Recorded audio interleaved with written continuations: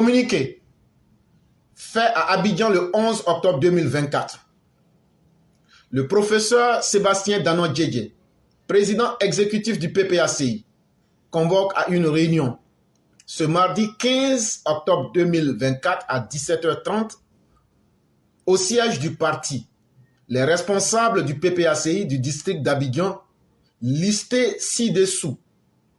Vice-présidente exécutive chargée du district d'Abidjan, le secrétaire national de la Ligue des jeunes, la secrétaire nationale de la Ligue des femmes, les secrétaires généraux adjoints, les coordinateurs régionaux et les coordinateurs adjoints, les secrétaires généraux de fédérations accompagnés chacun par la fédération de la Ligue des femmes et le point focal de la Ligue des jeunes de sa fédération.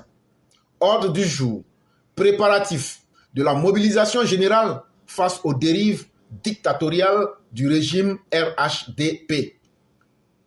Député Jean-Gervais Thiédé, secrétaire général et porte-parole adjoint du PPACI.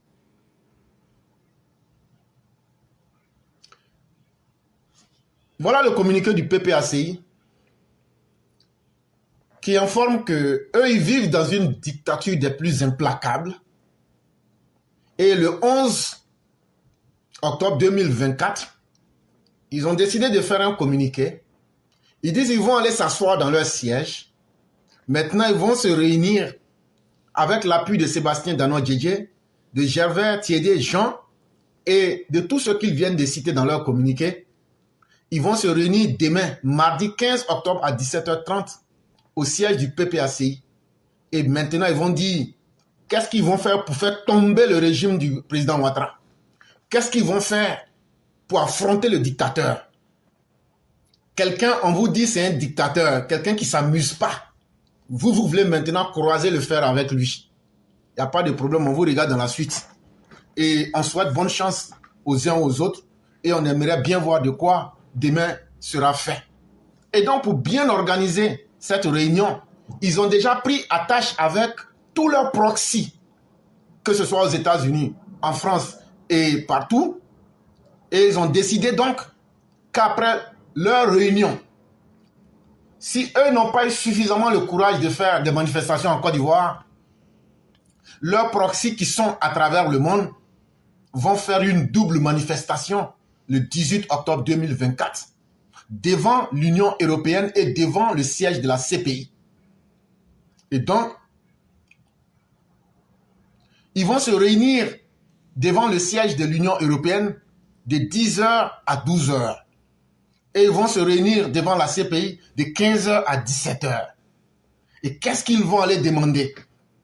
Ils vont aller dire que l'Union européenne puis la CPI n'ont qu'à venir mettre nom de Gbagbo sur la liste électorale.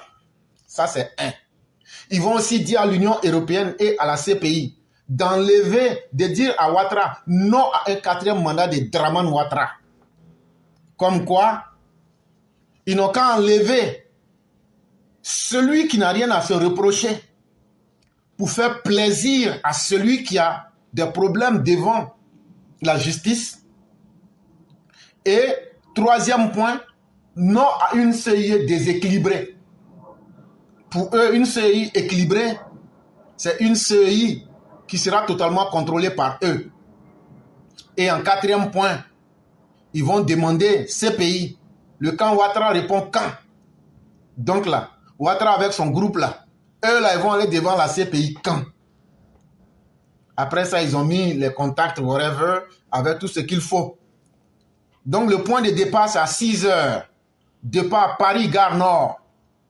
Et 17h, fin de la manifestation et retour à Paris.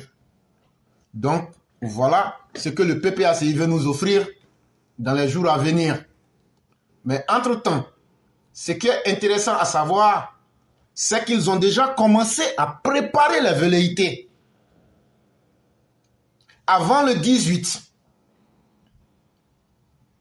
il y aura déjà une grève de 3 jours à partir du 15, 16 et 17 octobre 2024.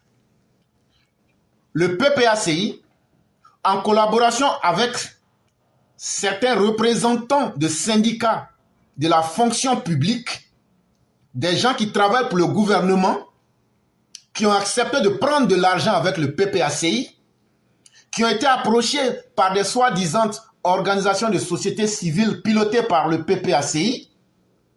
Ces gens ont pris de l'argent et sans aucun motif, ils disent qu'ils vont rentrer en grève pour 3 jours. Là, comme ça, ils vont prendre tous leurs partisans excités pour essayer de créer la chienlit dans le pays. Mais nous disons à ces personnes, si vous ne savez pas où vous allez, nous préférons vous rappeler une chose. Le 8 août 2022 n'est pas aussi loin que là. Le 8 août 2022, personne ne vous a obligé à signer une trêve sociale avec le gouvernement de la Côte d'Ivoire. Ce que vous avez appelé la trêve sociale 2022-2027. Ça veut dire quoi? Ça veut dire que toutes les organisations syndicales qui sont dans la fonction publique, le 8 août 2024, se sont assis avec le gouvernement de la République de Côte d'Ivoire et se sont entendus sur un certain nombre de conditions. Et toutes ces conditions qui ont été remplies, ils ont donc décidé par écrit de signer un accord que les syndicats qui travaillent avec des gens qui sont à la fonction publique ne vont pas faire de grève sur la période 2022-2027. Ils ont créé un cadre de discussion. Chaque fois qu'il y aura des problèmes, on va d'abord passer par ce cadre. Et après cela, il y a une loi qui a été votée. La loi numéro 92-571 du 11 septembre 1992 qui dit que quand tu travailles pour le gouvernement de Côte d'Ivoire, quand tu travailles à la fonction publique là, pour faire une grève là, il y a une manière de le faire, il y a une modalité de grève dans le secteur public. On ne se lève pas pour sauvagement proclamer une grève. Et donc c'est là qu'on comprend donc que tous ceux qui sont les excités de cette grève du 15, 16 et 17 octobre 2024, ce sont des individus fortement animalisés par leur haine et par leur incapacité à avoir un environnement tranquille. Ils ont donc pris de l'argent avec les opposants. Ils ont donc pris de l'argent pour essayer de créer le chaos. Mais ce que nous tenons à vous dire, la trêve sociale qui a été signée le 8 août 2022 là, venez nous montrer là où le gouvernement n'a pas respecté ses engagements. C'est la première question que nous vous posons. Nous ne cherchons pas qui a raison, qui a tort. Mais nous cherchons à comprendre dans ce pacte social, dans cette trêve sociale que vous aviez signée, si vous êtes des gens dignes, respectables, et vous voulez qu'on vous respecte, venez nous montrer dans la trêve sociale 2022-2027, signée le 8 août 2022, venez nous montrer là où le gouvernement n'a pas respecté ses engagements pris avec les syndicats. C'est la première question que nous vous posons. La deuxième question que nous vous posons, il faut qu'on le dise aux Ivoiriens, quand ils ont signé la trêve sociale 2022-2027, en contrepartie, vous devrez vous montrer responsable et humain pour ne pas sauvagement vous répandre dans la nature. Le gouvernement a mis plus de 1100 milliards à votre disposition. Vous ne voulez pas qu'on dise ça aux gens en public, mais moi je vais le dire. Ça veut dire pour vous les fonctionnaires de Côte d'Ivoire, pour l'ensemble de vos problèmes, il y a eu 1100 milliards qui ont été mis sur la période 2022-2027 pour répondre à tous vos besoins. Et donc, plus de 99% des exigences que vous avez posées ont été honorées par le gouvernement en matière d'engagement financier. Et c'est ce qui représente 1100 milliards de 2022 à 2027.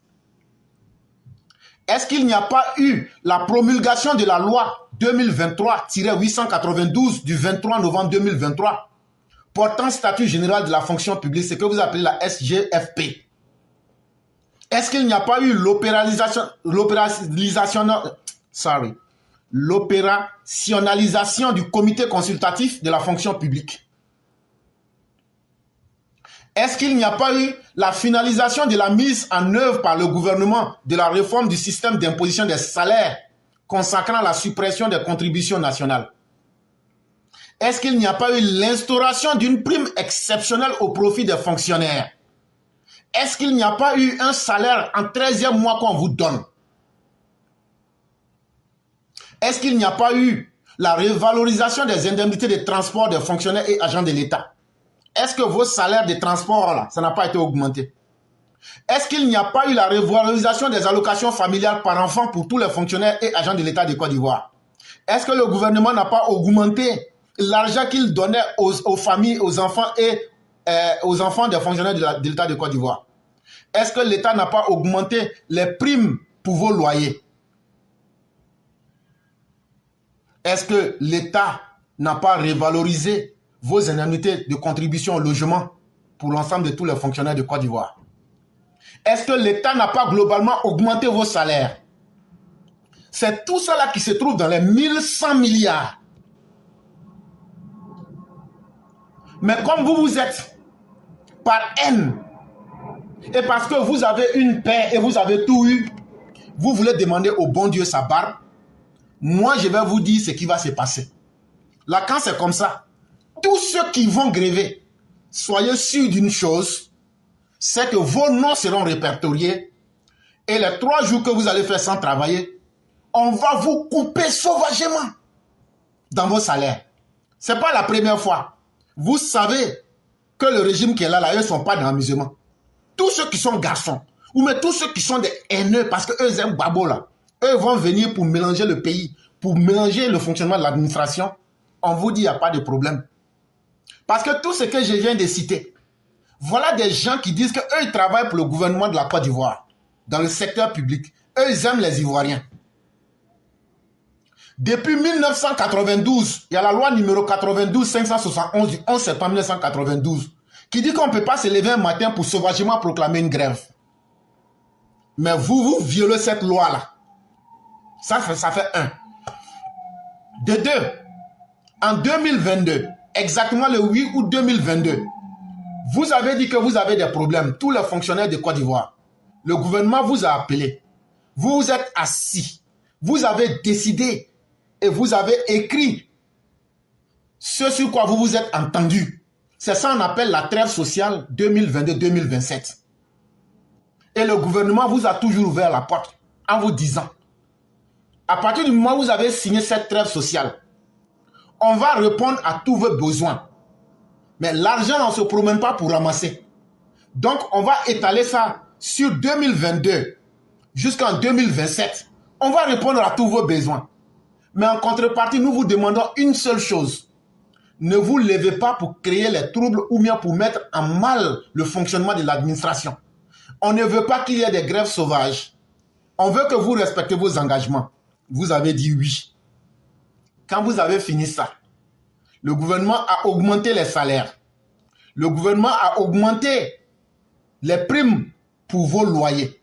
Le gouvernement a augmenté l'argent qu'il donne à vos enfants chaque fin de mois. Le gouvernement a augmenté ça. Le gouvernement a augmenté les primes de transport pour vous. Le gouvernement a pris vos statuts, il les a améliorés. Le gouvernement a pris en compte toutes vos préoccupations. Mais finalement, nous vous posons la question de savoir quel est cet engagement que le gouvernement n'a pas respecté, que vous n'avez pas le courage de dire aux gens, et puis sauvagement comme ça, vous vous levez, vous voulez gréver. C'est là qu'on comprend, parce que vous n'avez pas d'argument. Et donc, au regard de tout ce que nous voyons, nous comprenons aisément que ce sont des personnes fortement haineuses, manipulées, tribalistes, qui se sont laissées entrer dans ce jeu-là pour essayer de faire plaisir à Laurent Gbagbo. Il n'y a pas de problème. C'est votre droit de le faire. Mais les conséquences, vous allez les vivre en plein sur vos salaires à venir. Tous ceux qui vont se prêter à ce jeu-là, ne soyez pas surpris.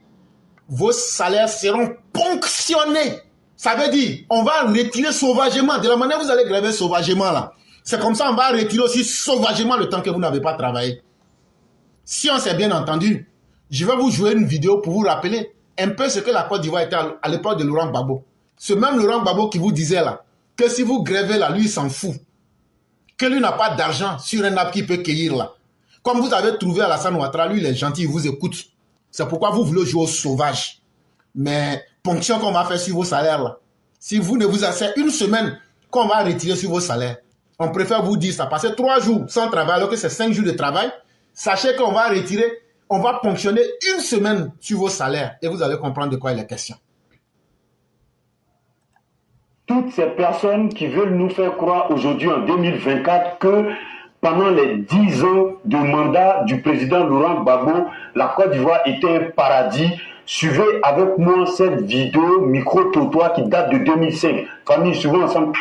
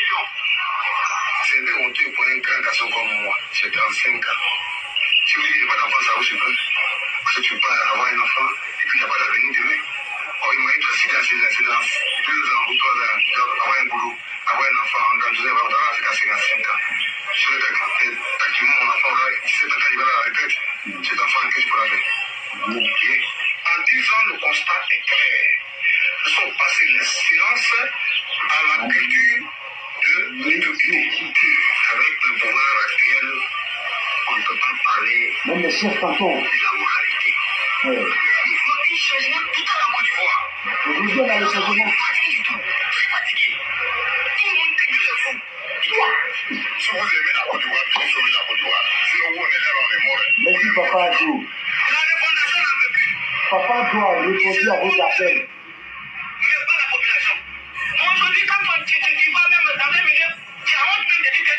Aujourd'hui, on est tous fiers d'être Ivoiriens. On est tous fiers. Regarde partout les Ivoiriens, tous partout les Ivoiriens, jusqu'à grâce à lui, Papa Adjo. C'est pas mal, c'est pas le plus rapide. Donc après avoir entendu ce que vous avez entendu, ce n'est plus à quelqu'un de vous dire qu'entre le 26 octobre 2000 et le 11 avril 2011, ce que la Côte d'Ivoire était, tout le monde la connaît.